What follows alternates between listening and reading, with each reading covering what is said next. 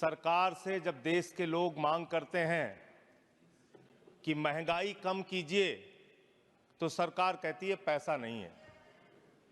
देश के लोग जब कहते हैं किसानों का कर्ज माफ कीजिए, तो सरकार कहती है पैसा नहीं है। आपके लिए शिक्षा के लिए पैसा नहीं, स्वास्थ्य के लिए पैसा नहीं, इलाज के लिए पैसा नहीं। मैं आज पूरे देश को बताना चाहता हूं कि आपका पैसा कहां गया, कहां बैंकों में जमा हिंदुस्तान के आम आदमी का पैसा कहां गया। एक योजना इन्होंने निकाली, हेयर कट योजना।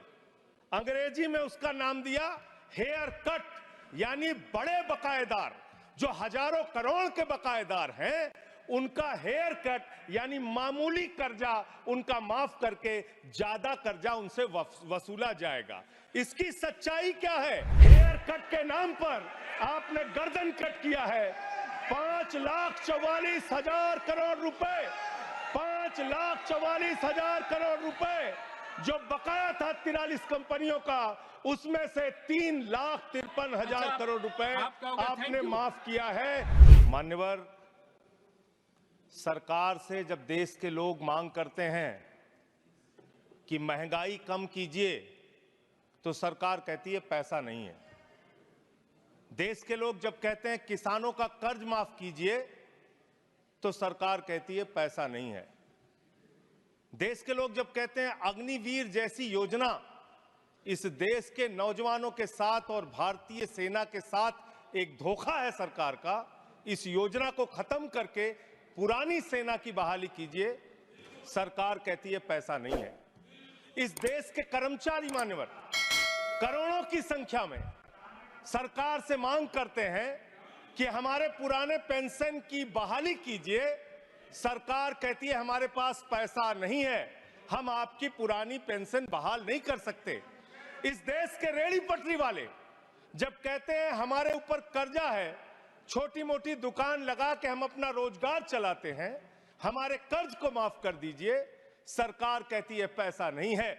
जब इस देश के छात्र मान्यवर कहते हैं कि हम कर्जा लेके अपनी पढ़ाई कर रहे हैं, गरीबी में हैं, मुसीबत में हैं, हमारा कर्जा माफ कर दीजिए, सरकार कहती है हमारे पास पैसा नहीं है।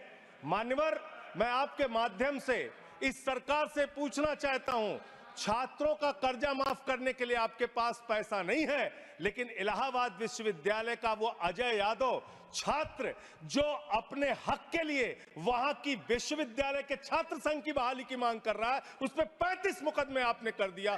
35 मुकदमे छात्रों के ऊपर आप कर रहे हैं, उनका उत्पीड़न कर रहे हैं। हरियाणा का नौजवान हो, चाहे पंजाब का नौजवान हो, चाहे उत्तर प्रदेश और बिहार का नौजवान हो मान्यवर, अगर वो कहता है, राजस्थान का नौजवान कहता है ये अग्निवीर की योजना हमारे साथ धोखा है, पुरानी सेना की बहाली कीजिए, आप कहते हैं पैसा नहीं है। मैं आज ज्यादा लंबी बात नहीं करूंगा। आपके लिए शिक्षा के लिए पैसा नहीं, स्वास्थ्य के लिए पैसा नहीं, इलाज के लिए पैसा नहीं। मैं आज पूरे देश को बताना चाहता हूं कि आपका पैसा कहां गया, कहां बैंकों में जमा हिंदुस्तान के आम आदमी का पैसा कहां गया। मैं इतनी ही बात कह के आज अपनी बात को खत्म करूंगा। मान्यवर, एक योजना इन्होंने निकाली, हेयर कट योजना।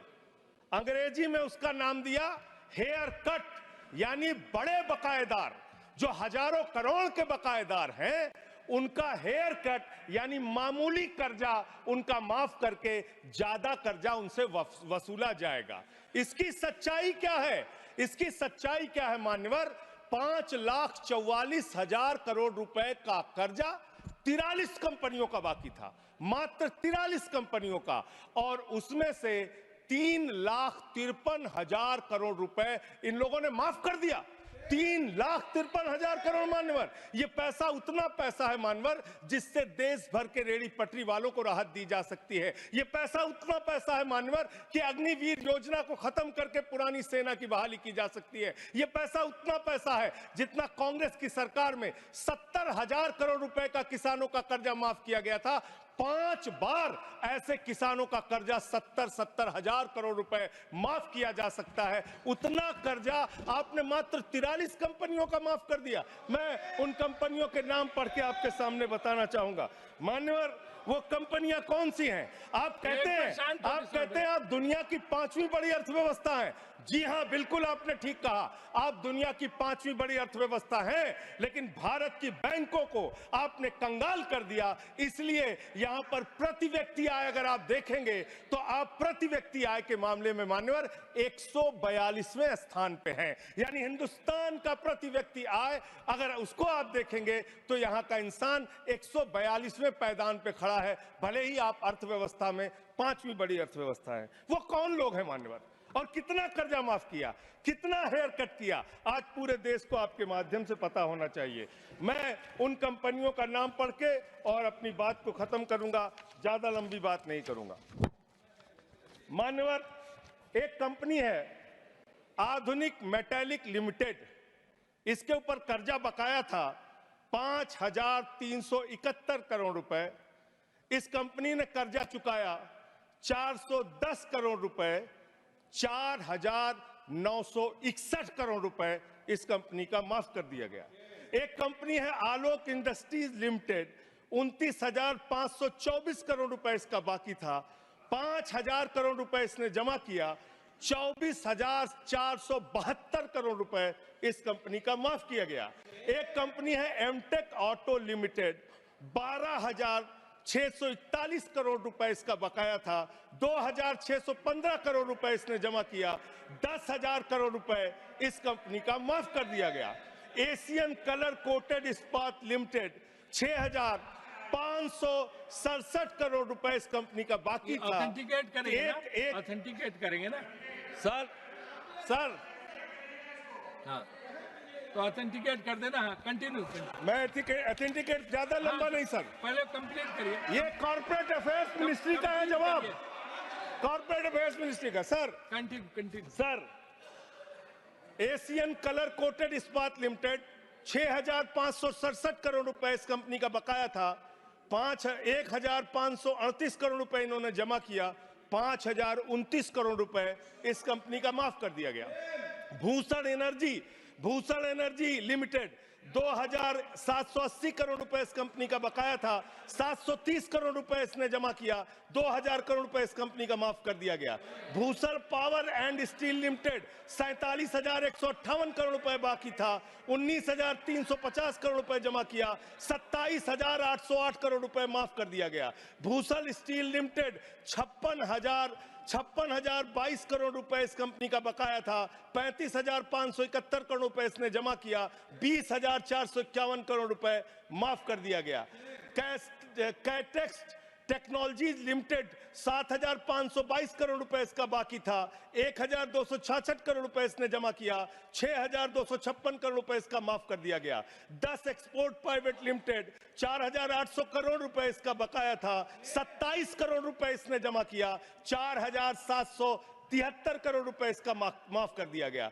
डेकॉन क्रॉनिकल होल्डिंग्स, 8,181 करोड़ रुपए इसका बकाया था, 358 करोड़ रुपए इसने जमा किया, 7,821 करोड़ रुपए माफ कर दिया गया। दीवान हाउसिंग फाइनेंस लिमिटेड, 87,000 करोड़ रुपए इसका बाकी था, 37,161 करोड़ रुपए इसने जमा किया, 49,922 करोड़ रुपए इसका माफ कर दिया गया। दिघी पोर्ट लिमिटेड, 3,057 करोड़ रुपए बाकी था, 651 करोड़ रुपए जमा किया, 2,406 करोड़ रुपए इसका माफ कर दिया गया। इलेक्ट्रो स्टील्स लिमिटेड, 13,175 करोड़ रुपए बकाया था, 5,320 करोड़ रुपए जमा किया, 7,855 करोड़ रुपए माफ कर दिया गया। ईएमसी लिमिटेड, 6,150 करोड़ रुपए बकाया था, 5,612 करोड़ रुपए माफ कर दिया गया। एसआर पावर लिमिटेड, 12,068 करोड़ रुपए इसका बकाया था, 9,568 करोड़ रुपए इसका माफ कर दिया गया। SR steel India limited, 49,471 crore रुपए इसका बकाया था,